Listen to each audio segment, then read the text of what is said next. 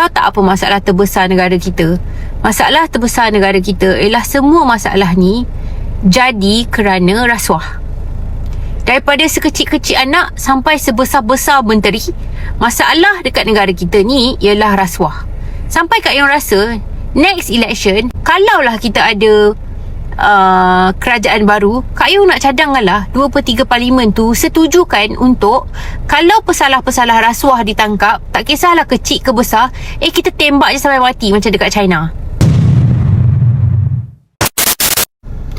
Guys, Kak Yung first of all, sorry lah Kak Yung masih lagi bercakap pasal isu Rohingya ni.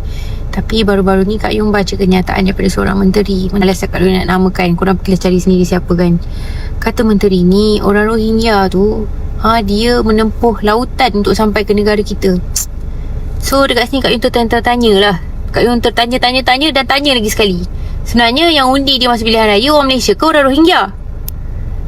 Dan dengan itu Kak Yung nak berkongsi dengan anda semua, kawan-kawan Kak Yung. Kak Yung nak tanya, kita rakyat ni sedar tak yang kita ni kan keluar rumah dah kena bayar cukai. Kita kena bayar saman, kita kena bayar cukai, kita subsidi kita kena tarik. Serba-serbi lah. Serba-serbi. Kita kerja penat-penat, membanting tulang, kita bayar cukai besar-besar untuk negara. Kak Yung bukanlah nak riak, tapi sebenarnya Kak Yung bayar banyak jugalah cukai untuk negara ni. Kereta pun ada cukai jalan, cukai kereta, segala cukai lah. Pam minyak pun kena bayar, semua kita kena bayar cukai.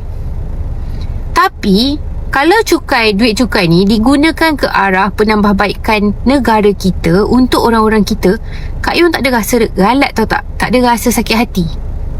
Ceritanya sekarang ni, Kak Yung juga baru baca, kita punya bil perubatan yang kita tanggung untuk pendatang asing daripada tahun berapa sampai 2023 sampai mencecah 103 juta. Ini dah 2026. Dah berapa ratus juta pula yang kita tanggung orang-orang ni. Duit yang kita tanggung tu, kau ingat duit siapa? Duit menteri KDN ke? Tak. Duit you, duit I, duit rakyat jelata. Yang membanting tulang ni, duit kita. Tahu tak duit kita ni digunakan untuk menghidupkan semua orang yang datang ke negara kita ni. 90.3% pendatang yang datang ke negara kita ni ialah orang Myanmar. Jadi adakah kita nak tambah lagi race dekat dalam kita punya, warga negara Malaysia, Melayu, Cina, India, Myanmar? Sebab nampak gayanya tak ada mana-mana orang yang mempunyai kuasa ada apa-apa solution untuk masalah ni. Kerana apa yang Kak Yung tengok daripada sebesar-besar menteri sampai sekecil-kecil menteri, nasihat yang diberikan ialah, in a way we have to be more understanding, we have to be more, what do you call that? Kita kena lebih berhati perut, kita kena lebih memahami keadaan ni. Ada pula yang cakap kalau nak hantar balik mana? Ya Allah, Kak Yung dengar tu Kak Yung rasa macam stuck. Macam mana rakyat jelata lebih banyak solution daripada orang-orang yang kat atas ni?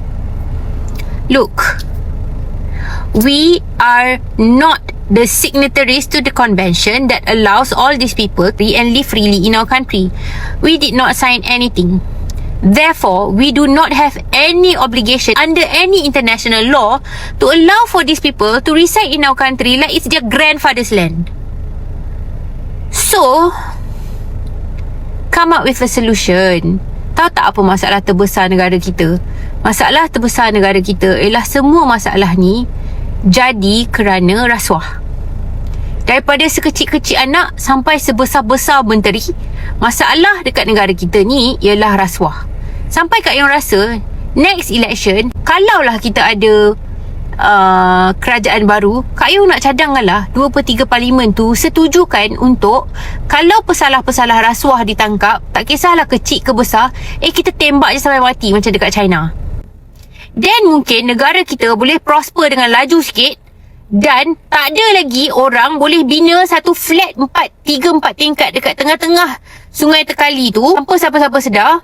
Macam mana flat tu boleh ada tiang elektrik, boleh ada air. Kak Yung rasa kan kalau dibiarkan 3-4 tahun lagi, mungkin ada speed mat, ada swimming pool, dengan ada lift sekali dekat flat tu. Dan tak ada orang yang sedar ke? Tak ada pihak berkuasa buat pemantauan ke? Nak rakyat juga, nak artis macam Pak Azad tu juga yang terjah tunjuk. Ada binaan dekat tengah-tengah. Ya Tuhan. Menteri patut malu. Orang kerja majlis patut malu. Siapa lagi patut malu? Kak Yung rasa malu-malu ni tak cukup. Seeloknya kita tangkap, tembak. Sebab orang-orang macam ni dah lah tak berguna kepada diri sendiri, tak berguna kepada masyarakat, malah merosakkan lagi masyarakat. Korang rasa ramai-ramai Rohingya dekat Selayang, kat pasar burung Selayang tu, dia tak ada hulu-hulu ke untuk dia duduk je dekat situ? Siapa yang bayar? Siapa yang dibayar? Siapa yang kenyang? Punya banyak Rohingya kat Ampang tu, siapa yang kenyang? I think this matter needs to be taken seriously. Janganlah sebab duit poket sikit-sikit yang digunakan untuk membesarkan anak, yang digunakan untuk perbelanjaan rumah. Janganlah sebab duit poket side tepi-tepi sikit-sikit ni you merosakkan negara you. You tahu tak, you ada obligation kepada negara tu, you tu sebagai amanah. Tahu tak? Kak Yung tengok flat tu, Kak Yung betul-betul terkejut. Macam mana flat sebesar ni tak nampak? Dia tutup dengan ilmu gaib ke? Yung harap Kak Yung membuka mata semua untuk sedar yang we can be better as a nation. Kita sebenarnya boleh menjadi lebih baik sebagai satu negara. If only kita telus amanah dan betul-betul bersih dalam menjalankan pekerjaan kita masing-masing. Sebenarnya orang yang baik tu ialah orang yang beri manfaat kepada orang lain. Kalau you punya orang yang sapu sampah, you buatlah sebaik-baik kerja sapu sampah you, insya-Allah berkat. Kalau you menteri, you buatlah baik-baik kerja you sebagai menteri, insya-Allah berkat.